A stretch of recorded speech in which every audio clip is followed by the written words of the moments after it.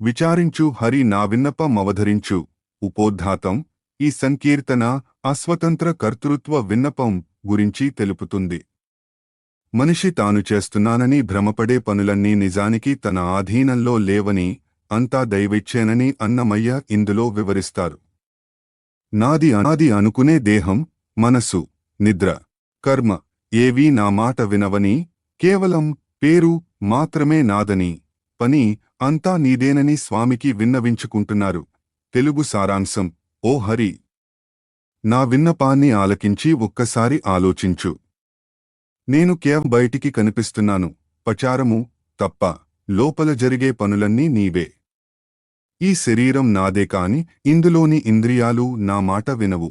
మనసు నాదే కాని దాని మర్మమో నా ఆధీనంలో లేదు. నా నిద్రలో వచ్చే సుఖం నాది కాదు, అది కలల పాలవుతోంది. నా తెలివి నాది కాదు, అది కాలం పాలవుతోంది. నా కర్మల ఫలం నా చేతిలో లేదు, అది జన్మల పాలవుతోంది. ఓ శ్రీ వెంకటేశ్వర, అంతా నీ నిర్మాణమే, అంతా నీ మాయా విలాసమే. English summary. In this opening hymn of the second volume, Annamaya presents the concept of individual versus divine agency. He pleads, O Hari, listen to my request. I am merely the facade, but you are the actual doer. He argues that although the body and mind are called mine, they don't obey his commands. The happiness in sleep belongs to dreams, and his intelligence is consumed by time. Even the fruits of his actions are not in his control. He concludes that everything is designed by Lord Venkateshwar, and all human cleverness is just a manifestation of the Lord's Maya. Vivaranatmaka Visleshana, Pallavi. Vicharinchu Hari na vinnapamavadharinchu, pacharame nadigani panulella neeve. Bhavamu, O Hari, నా మొరను ఆలకించి విచారించు. లోకంలో నేను చేస్తున్నాను అనే ప్రచారం, పచారమే మాత్రమే నాది, కాని వాకి అన్ని పనులను చేయించేది నీవే. వివరణ: మనిషి తనను తాను కర్తగా భావించడం ఒక భ్రమ అని, పరమాత్మయే సర్వకర్త అని పల్లవి సారాంశం. చరణం 1. తనువు నాదెందుగాని తనువులో నింద్రియములు అనిసము నా చెప్పినట్టు సేయవు. మనసు నాదెందుగాని మర్మము నా ఇచ్చరాదు. పనివడి దూరు నాది పరులదే భోగము. భావము: ఈ శరీరం నాదే అంటారు, కాని శరీరంలోని ఇంద్రియాలు మాత్రం ఎప్పుడూ నా మాట వినవు. మనసు నాదే అంటారు, కాని దాని రహస్యం, మర్మము నా ఇష్టప్రకారం నడవదు. నేను పనిగట్టుకుని పడే బాధలు, దూరు నావి, కాని దాని వల్ల కలిగే భోగం మాత్రం ఇతరులది. వివరణ: జీవుడు తన దేహంపై తనకే అదుపు లేని నిస్సహాయ స్థితిని ఇక్కడ అన్నమయ్య ఎత్తిచూపారు. చరణం 2. అలరి నానిద్దుర నాదెందుగాని సుఖమెల్ల, కలలోని కాపిరాల కతల పాలే. తెలివి నాదెందుగాని దినాలు కాలము సొమ్ము, ఎలమి బేరు నాది ఎవ్వరిదో బలువు. భావము: నా నిద్ర నాదే అని సంతోషిస్తాను, కాని ఆ నిద్రలో కలిగే సుఖమంతా కలలోని వ్యక్తుల పాలవుతోంది. నా తెలివితేటలు నావి అనుకుంటాను, కాని గడిచే రోజులు, కాలం ఆ తెలివిని మింగేస్తున్నాయి. కేవలం పేరు మాత్రమే నాది, కాని ఆ పేరు వెనుక ఉన్న శక్తి, బలువు ఎవరిదో, నీదే. వివరణ: మనం అనుభవించే సుఖాలు, తెలివితేటలు అశాశ్వతమని, మూలశక్తి దైవానిదని భావం. చరణం 3. కర్మము నాదెందుగాని కర్మములో ఫలమెల్లా, అర్మిలి నా జన్మముల ఆధీనమే. ధర్మపు శ్రీ వెంకటేశ దయానిధివి నీవు, నిర్మితము నీదింతే నేరుపు నీమాయది. భావము: నేను చేసే కర్మలు నావి అంటారు, కాని ఆ కర్మల వల్ల వచ్చే ఫలితం మాత్రం నా జన్మల ప్రారబ్ధానికి, కర్మ సిద్ధాంతానికి లోబడి ఉంటుంది. ఓ దయానిధివైన శ్రీ వెంకటేశ్వర, ఈ సృష్టి అంతా నీవు నిర్మించినదే. నాది అనుకునే నేర్పు అంతా నీ మాయా విలాసమే. వివరణ: ఫలితంపై అధికారం లేని కర్మయోగి స్థితిని, భగవంతుని మాయను అన్నమయ్య ఇక్కడ కీర్తించారు. తాత్విక విశ్లేషణ: ఈ కీర్తన అహంకార త్యాగం ను బోధిస్తుంది. కర్తృత్వ నిరసన: భగవద్గీతలో చెప్పబడిన ప్రకృతేః క్రియమాణాని గుణేః కర్మాణి సర్వశః అనే సూత్రాన్ని అన్నమయ్య తనదైన శైలిలో వివరించారు. మాయా విలాసం: బుద్ధి, మనసు, శరీరం అన్నీ దైవదత్తాలే అని గుర్తించడమే జ్ఞానం. సమర్పణ: తన గొప్పతనాన్ని, నేరుపును కూడా దేవుని మాయగా భావించడం అన్నమయ్య విశిష్టత. విడువరాదెంతైనా వెడ్డివాడనైన నీకు ఉపోద్ఘాతం ఈ సంకీర్తన శరణాగత రక్షణ, దైన్య ప్రార్థన గురించి తెలుపుతుంది. ఒక యజమాని తన పెంపుడు జంతువు పిచ్చిదైనా ఎలా వదులుకోడో, అలాగే నేను అజ్ఞానినైనా వెర్రివాడినైనా నీ భక్తుడనే ముద్ర వేయించుకున్నాను కాబట్టి నలుగురిలో నన్ను నవ్వులపాలు చేయకుండా రక్షించు అని అన్నమయ్య శ్రీ వెంకటేశ్వరుని వేడుకుంటున్నారు. తెలుగు సారాంశం. ఓ శ్రీనివాస, నేను ఎంత వెర్రివాడినైనా సరే నన్ను వదిలిపెట్టవద్దు. ఇతరులు నన్ను చూసి నవ్వుకోకుండా నన్ను కాపాడు. నాకు జ్ఞానాజ్ఞానాలు తెలియవు, ఇంద్రియ సుఖాలను వదలను, కాని నీ నామాన్ని పట్టుకుని నీ దాసుడనని చెప్పుకుంటున్నాను.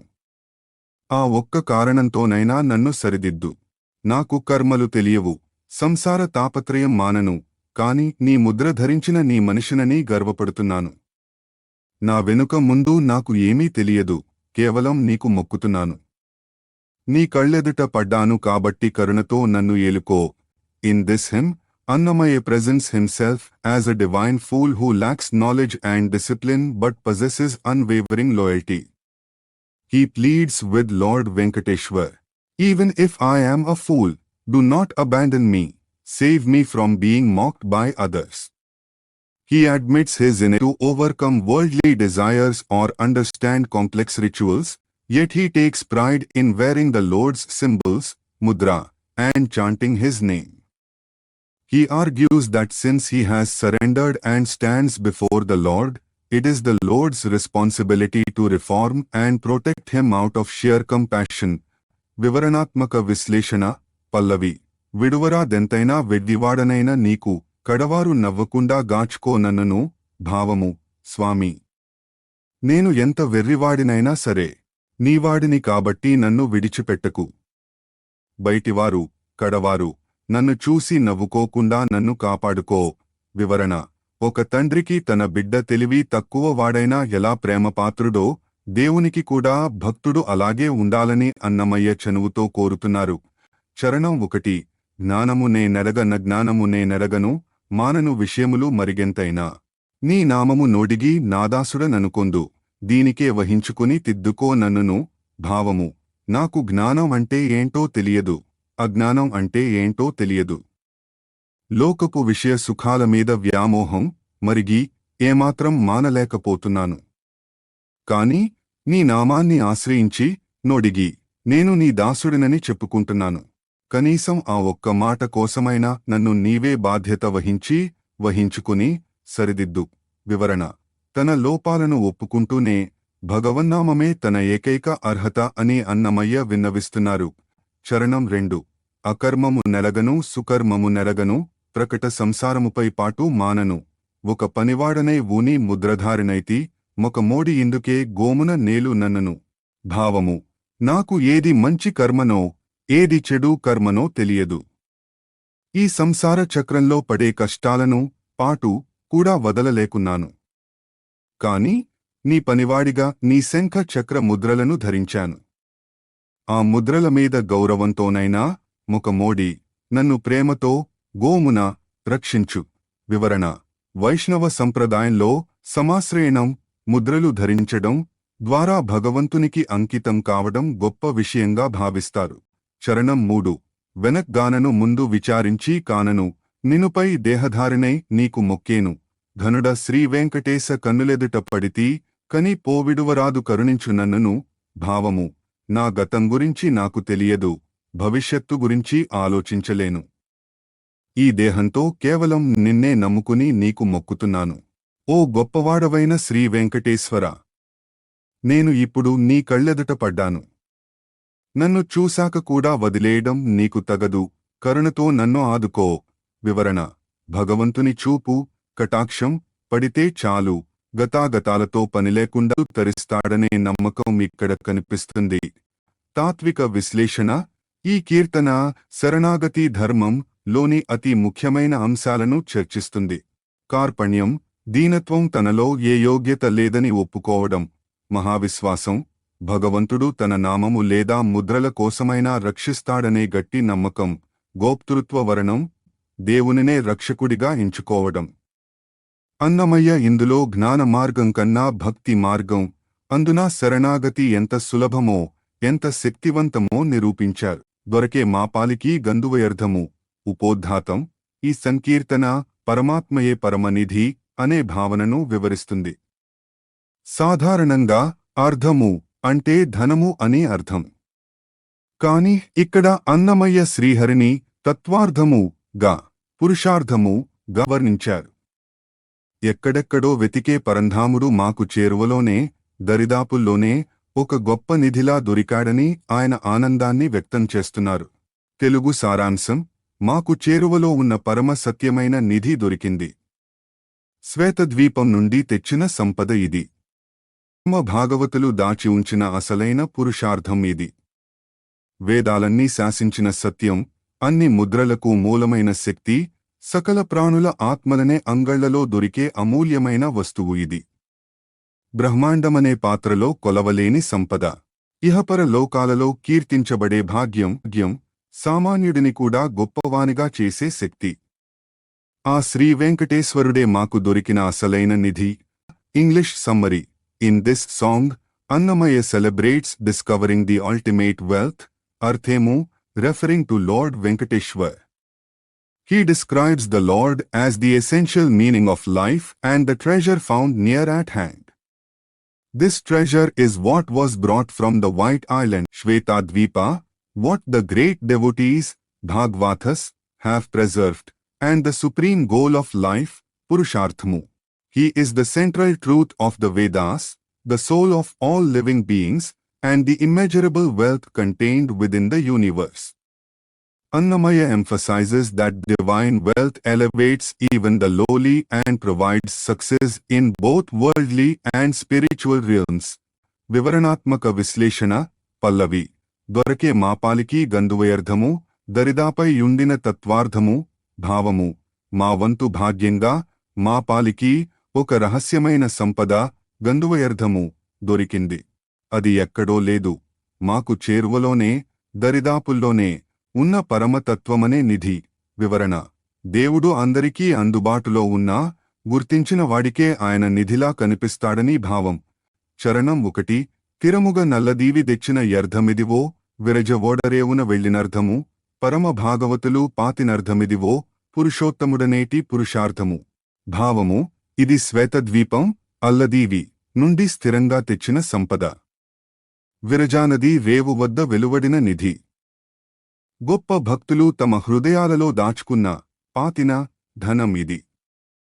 పురుషోత్తముడనే పేరుగల మోక్షమనే పురుషార్థమే ఈ నిధి. వివరణ: భగవంతుని ఉనికిని పురాణ ప్రసిద్ధమైన స్థలాలతో పోలుస్తూ ఆయన సర్వోత్తమత్వాన్ని చాటారు. చరణం 2: చందపు వేదముల శాసనము వేసినర్థము, ముందు సుముద్రలకెల్లా మొదలర్థము, అందరి యాత్మలనేటి అంగళ్లలోని అర్థము, ఎందు సహస్రనామపు టెన్నికర్థము.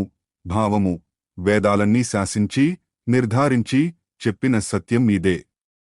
లోకంలోని అన్ని ముద్రలకు, గుర్తులకు మూలమైన అర్థం ఇది. అందరి ప్రాణుల ఆత్మ అనే బజారులో, అంగళ్లలో దొరికే వస్తువు ఇదే. విష్ణు సహస్ర నామాల లెక్కింపులో దొరికే సారం ఇదే. వివరణ: దైవం కేవలం పూజల్లోనే కాదు, వేదాల్లో, నామాల్లో మరియు మన ఆత్మలోనే ఉన్నాడని అన్నమయ్య చెబుతున్నారు. చరణం 3: కొలచి బ్రహ్మాండముల కొప్పెరలో నర్థము, ఇల నిహపరములకెక్కినర్థము, ఎలమి హీనుననే న ఎక్కుడుసేసే యర్థము, అలరి శ్రీ వెంకటేశుడే న యర్థము.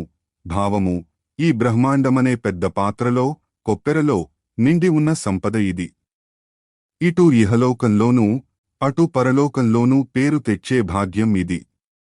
అల్పుడిని కూడా అమితమైన సంతోషంతో ఎలమి, గొప్పవానిగా చేసే సంపద ఇది.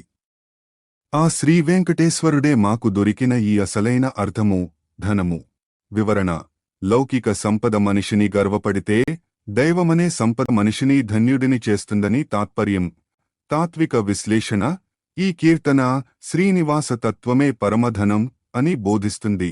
రూపక విన్యాసం: భగవంతుడిని ధనంతో పోల్చడం ద్వారా సామాన్యులకు కూడా ఆయన విలువను వివరించారు. పురుషార్థం, ధర్మ, అర్థ, కామ, మోక్షాలనే 4 పురుషార్థాలలో మోక్షం లేదా పురుషోత్తముడు అత్యున్నతమైన అర్థమని నిరూపించారు. సార్వజనీనత అందరి ఆత్మలనే అంగళ్లలోని అర్థము అనడం ద్వారా భగవంతుడు ప్రతి ప్రాణిలోనూ ఉన్నాడని, అది గుర్తించడమే అసలైన నిధిని పొందడమని అన్నమయ్య లోతైన తాత్వికతను పంచుకున్నారు. దైవమా నీ మాయ తలమో లెలగనీదు. ఉపోద్ఘాతం ఈ సంకీర్తన వైరాగ్య బోధ, మాయా నిరసన గురించి తెలుపుతుంది.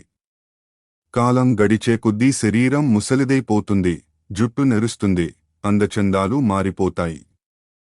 కాని మనిషిలోని కోరికలు, ఆశలు మాత్రం అవే పాత పద్ధతిలో ఉంటాయని, ఈ వింత మాయను భగవంతుడు తప్ప ఎవరూ తొలగించలేరని అన్నమయ్య ఇందులో వాపోయారు. తెలుగు సారాంశం: ఓ దైవమా, నీ మాయ వల్ల ఏది మొదలో ఏది తుదో తలములు తెలియదు. గర్వంతో కూడిన ఇంద్రియ సుఖాల బంధాలు వదలవు. కాలం వేగంగా గడిచిపోతోంది. తుమ్మెదల్లాంటి నల్లని జుట్టు తెల్లబడిపోతోంది. కాని ఈ అశాశ్వతమైన శరీరంపై ఆశలు మాత్రం చావవు. చిన్నప్పుడు చూసిన సుందరాంగులు ఇప్పుడు వృద్ధులయ్యారు. నగలు పెట్టినా అలంకారం నిలవని స్థితికి చేరారు. కాని మునుపటి ముచ్చట, కోరిక మాత్రం మనసు నుండి తొలగదు. లోకం నవ్వినా సిగ్గు వదిలి కోరికల వెంటే పడతాము. ఓ శ్రీవెంకటేశ్వర, నీవు నాలోనే ఉన్నా నిన్ను గుర్తించలేని స్థితిలో ఉన్నాను. నన్ను కరుణించి ఏలుకో. English summary: in this composition, Annamaya reflects on the inevitability of aging and the persistence of worldly desires. He observes that while time moves swiftly and black hair turns white like graying ash, the human attachment to the physical body remains unchanged. He notes that the beauties of youth have grown old, and physical charm has faded, yet the mind's longing for pleasure stays fresh. Despite the embarrassment and ridicule from society, the heart remains stubborn. Annamaya concludes by seeking refuge in Lord, asking to be saved from this illusion, Maya, that prevents him from realizing the divine presence within. Vivaranatmaka Visleshana, Pallavi. Daivama నీ మాయ తలమో లెలగనీదు, కావరపు విషయాల కట్లు వదలవు. భావము: దైవమా, నీ మాయ యొక్క ఆది అంతాలు, తలములు తెలుసుకోవడం ఎవరికీ సాధ్యం కాదు. గర్వంతో కూడిన కావరపు ఈ ఇంద్రియ సుఖాలు మాత్రం మమ్మల్ని అస్సలు వదలడం లేదు. వివరణ: దేవుని మాయ ఎంత బలీయమైనదో, అది మనిషిని కోరికల చట్రంలో ఎలా బంధిస్తుందో ఇక్కడ వివరించారు. చరణం 1: గక్కున బెరిగివచ్చి కాలము మీద ఒక్కనాటి కొత్తుక నిక్కి తుమ్మిదల వంటి నెరిలెల్లా దెల్లనాయ కక్కరమాయ మేను కాంక్షలు నుడుగవు. భావము: కాలం చాలా వేగంగా పైన పడుతూ దూసుకువస్తోంది. రోజు రోజుకు వయస్సు మీద పడుతోంది. ఆ నల్లగా మెరిసే జుట్టు, నెరులు కాస్తా తెల్లబడిపోయింది. ఈ శరీరం ఎందుకు పనికిరాని అశాశ్వతమైనది, కక్కరమాయ అని తెలిసినా దీనిపై ఉన్న కోరికలు, కాంక్షలు మాత్రం తగ్గడం లేదు. వివరణ: శారీరక మార్పులు జరుగుతున్నా మానసికమైన వైరాగ్యం రావడం లేదని అన్నమయ్య ఆవేదన. చరణం 2: చిన్ననాడు మోహించిన చెలులు నే జూడగానే పన్నెన వయసు మీరి ప్రౌఢలేరి. వన్నెకు బెట్టిన సొమ్ము వడి రాసి ఎత్తుదీసే, మున్నిటివే వెనకాయ ముచ్చటా తొలగదు. భావము: చిన్నతనంలో చూసిన అందగత్తెలు ఇప్పుడు వయస్సు మళ్లీ ప్రౌఢలై, వృద్ధులై పోయారు. శరీరపు మెరుపు తగ్గిపోవడంతో వారు ధరించిన ఆభరణాల అందం కూడా వెలవెలబోతోంది.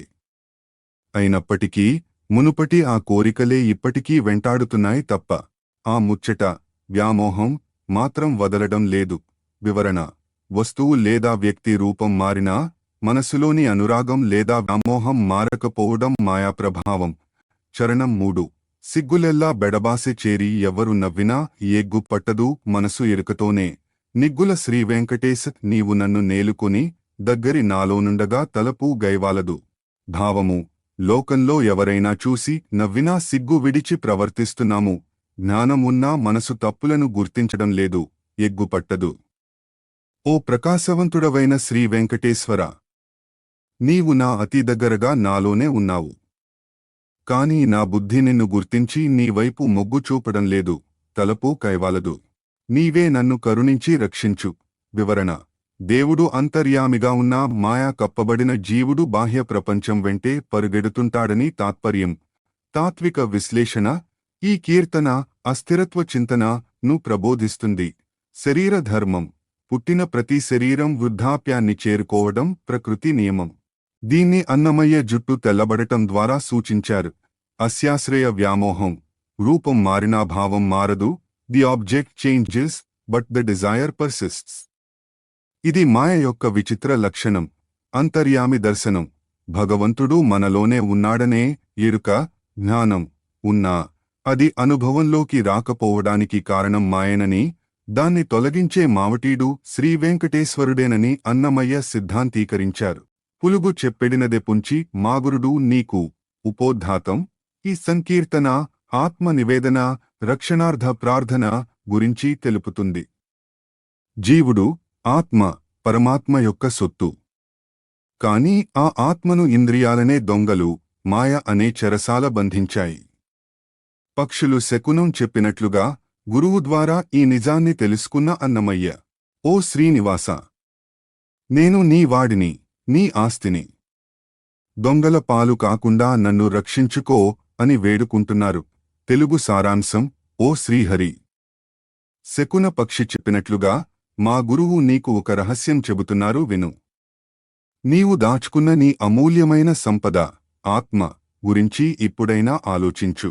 లోకంలో తన సొమ్ము ఎవరి దగ్గర ఉన్నా యజమాని వెతికి తెచ్చుకున్నట్లు, ఇంద్రియాలనే దొంగల దగ్గర ఉన్న నన్ను నీ సొమ్ముగా గుర్తించి విడిపించుకో. మన ఊరివారిని ఎవరైనా బంధీలుగా తీసుకెళ్తే గొడవ చేసి విడిపించుకున్నట్లు, నీ గర్భంలో ఉండవలసిన నన్ను నీ మాయ చెరబట్టింది, నన్ను కాపాడు. దారి తప్పి తిరిగే పిల్లలను తల్లిదండ్రులు చేరదీసినట్లు, వెర్రివాడినే తిరుగుతున్న నన్ను నీవు ఆదరించి అజ్ఞానం నుండి విముక్తుడిని చేయి. English summary: In this composition, Annamaya depicts the soul as the Lord's rightful property. Using metaphors of a lost treasure and a kidnapped child, he appeals to Lord Venkateshwar.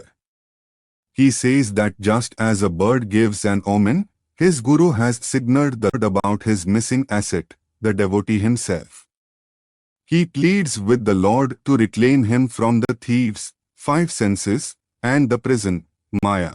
He asks the Lord to show the same mercy parents show to a wayward child, urging him to rescue his ignorant soul from the cycle of worldly wandering. వివరణాత్మక విశ్లేషణ: పల్లవి. పులుగు చెప్పెడినదే పుంచి మాగురుడు నీకు. తలచుకో నేడు నీవు దాచినర్థము, భావము, ఓ స్వామి. శకున పక్షి, పులుగు చెబుతున్నట్లుగా మా గురువు నీకు ఒక రహస్యాన్ని సూచిస్తున్నారు. నీవు ఎక్కడో దాచి ఉంచిన నీ సంపద, జీవాత్మ గురించి ఇప్పుడైనా గుర్తు తెచ్చుకో. వివరణ: భగవంతుడు తన సృష్టిని మర్చిపోలేదు. కాని భక్తుడు గురువు ద్వారా దేవుడికి తన ఉనికిని గుర్తు చేస్తున్నట్లుగా ఇక్కడ చమత్కరించారు. చరణం 1: ఇలమీద తమ సొమ్ములు ఎవ్వరివద్ద నుండినా తలపిడి కొలుపిడి తగిలినట్టు. తొలుత పంచేంద్రియపు దొంగల వద్దనున్నాడా, వెలయ నీ సొమ్మనుచు విడిపించుకునవే. భావము: ఈ భూమి మీద మన వస్తువు ఎవరి దగ్గర ఉన్నా అది మనకు కనిపించినప్పుడు దానిపై మనకు హక్కు గుర్తుకు వస్తుంది కదా. నేను ఇప్పుడు ఇంద్రియాలనే 5 దొంగల చేతిలో చిక్కుకున్నాను. నేను నీ సొత్తునని గుర్తించి నన్ను వారి నుండి విడిపించుకో. వివరణ: ఆత్మ పరమాత్మకు చెందింది. కాని అది ఇంద్రియాల వశమైపోవడం వల్ల యజమాని అయిన దేవుడే వచ్చి దాన్ని రక్షించాలని. చరణం 2: చేరి తమ ఊరివారి చెరవట్టుకుని పోతే కోరి కుయివోయి తెచ్చుకున్నట్టు, ఊరక నీ కుక్షిలోన ఉన్న నన్ను నీ మాయ వీరాన జరవట్టెను విడిపించుకునవే. భావము: మన ఊరి వారిని ఎవరైనా బందీలుగా పట్టుకుపోతే ఊరంతా ఏకమై గొడవ చేసి కుయివోయి వారిని విడిపించుకుంటాం కదా. నిజానికి నేను నీ గర్భంలో, కుక్షిలో ఉండవలసిన వాడిని. కాని నీ మాయ నన్ను బంధించి బయటకు తీసుకెళ్ళిపోయింది. నన్ను మళ్లీ నీ దరి చేర్చుకో. వివరణ: సంసారం అనేది ఒక చెరసాల వంటిది. దేవుని మాయ అనే సైన్యం బంధించింది. దేవుడే మనల్ని విడిపించాలి. చరణం 3: బడిదప్పి తిరిగేటి పడుచుల తమవారు తడైక తెచ్చుక ఆదరించినట్టు, వెడబుద్ధి తిరిగేను వెందిని శ్రీవేంకటేశ, విడువక అజ్ఞాని నన్ను విడిపించుకునవే. భావము: దారి తప్పి, బడిదప్పి తిరుగుతున్న పిల్లలను చూసి తల్లిదండ్రులు వెంటనే వెళ్లి వారిని ఇంటికి తెచ్చుకుని ప్రేమగా ఆదరిస్తారు కదా. నేను కూడా అల్పబుద్ధితో వెర్రివాడినై ఈ లోకంలో తిరుగుతున్నాను. ఓ శ్రీ వెంకటేశ్వర, నేను అజ్ఞానిని అయినా సరే నన్ను విడిచిపెట్టకుండా నీ దరి చేర్చుకో. వివరణ: భగవంతుడు పరమ దయాళువైన తండ్రి వంటివాడని, భక్తుడి అజ్ఞానాన్ని క్షమించి రక్షిస్తాడని అన్నమయ్య నమ్మకం. తాత్విక విశ్లేషణ: ఈ కీర్తన శేషశేషి భావం, యజమాని సొత్తు బంధం ను ప్రతిబింబిస్తుంది. గురువు పాత్ర: దేవుడికి భక్తుడిని, భక్తుడికి దేవుడిని పరిచయం చేసేవాడు గురువు. ఇక్కడ పులుగు, పక్షి లేదా గురువు ఆ బాధ్యతను నిర్వహిస్తున్నారు. అన్యత్వం ఆత్మ ఇంద్రియాలకు లేదా మాయకు చెందింది కాదు, అది కేవలం పరమాత్మకే చెందిందని కింకరత్వం నిరూపించారు. వాత్సల్యం: భక్తుడు ఎన్ని తప్పులు చేసినా తండ్రిలాంటి దేవుడు రక్షించాలనే పుత్ర వాత్సల్య భావన ఇందులో ప్రధానం.